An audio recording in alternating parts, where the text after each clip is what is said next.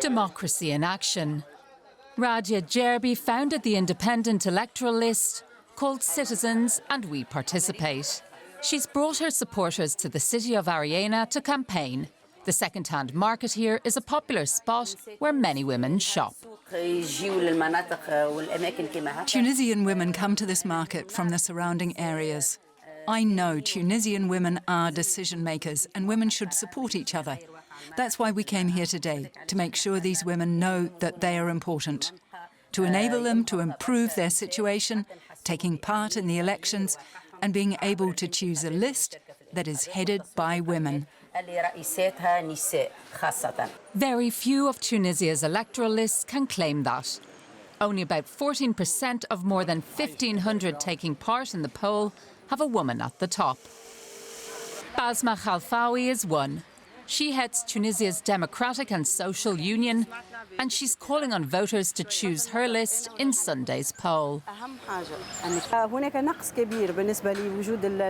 The number of women who take part in political life in Tunisia is very low, and women are not politically active, despite their obvious ability. I think women are just as competent as men can be, and even more so than men sometimes. Statistics say that the percentage of girls who are successful in school is higher than that for male pupils. However, they remain less well represented and they are discriminated against in decision-making positions. The Tunisian League of Women Voters is backing Khalfaoui. It aims to empower female candidates and enable their participation in political life. Women candidates are subjected to political pressure from different political parties, and they need fostering and protecting. Even the government does not really take into consideration the principle of equality between women and men. That despite the fact that we have highly competent and honest women in public life. Radia Jerbi is at ease on the campaign trail. She doesn't have any problem sitting with men in cafes and discussing politics. But she's convinced that Tunisia is still a patriarchal society and thinks most people tend to vote for men rather than female candidates. And there's a sense here that the political parties' campaigns and slogans calling for women's empowerment and participation are mere words.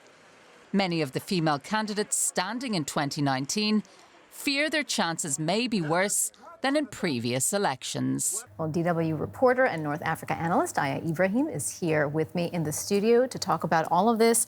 Hello to you, Aya. So, according to some political analysts, around 80% of Tunisians don't trust in the established parties. Why is that so high? Why do they not trust them? My impression is that most voters feel like they've given established parties enough of a chance. This is the third legislative election since the outbreak of the Arab Spring in 2011. Tunisia was the country where this wave of revolutions started, and throughout these two parliamentary periods, the deep-seated reasons of why the Arab Spring happened in Tunisia haven't been solved. So this election is happening against the backdrop of high prices, soaring prices, youth unemployment, which is estimated to be up to 30% in some rural areas and 15% in some of the cities, and also inflation and corruption. And from some of the people that I've spoken to, they feel that the political parties have been too busy discussing personnel issues rather than coming up with effective policy in the past some 9 years, and they're losing their patience with them. All right, well, we just mentioned it. During the presidential poll, which was just a few weeks ago, voters really punished the established parties. Can we expect the same to happen this time around? We were talking before the show, opinion polls are not allowed in Tunisia? Opinion polls are not allowed in Tunisia, but as you said, this is a very historically unique moment for Tunisia, where presidential elections had to happen prematurely because the previous president passed away. And if the trend continues, if the results of the first round of the presidential elections are any indication, independents are likely to win big. They have also made quite headway in some local elections, which we've seen previously. No party is expected to make the 109 seats in parliament majority to form a government, which means, like, as with the previous government, a coalition government is to be expected.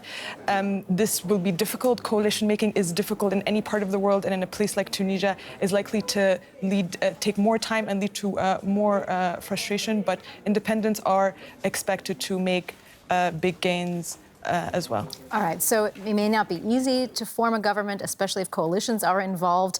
And yet, Tunisia is the only country that has seen democratic reforms since the Arab Spring. Aya, just how democratic is the country today? Tunisia is certainly a democracy, and unlike other countries in the region, like Egypt, for example, Tunisia has managed to avoid descending back into military rule. So it's certainly also it's a civilian-led democracy, which is a huge accomplishment. I mean, one might look at the elections in Tunisia, and they certainly have a lot of problems. But I think, this kind of discontent with established parties and moving towards independent parties is actually a sign of political maturity for Tunisians. They are unhappy and they're registering their dissatisfactions through the polls. The results are likely to be difficult, but that is part of building a democracy. And Tunisia is also the only country that has evolved its political system. They now have this mixed party system as opposed to a presidentially dominated system, which it had before the Arab Spring.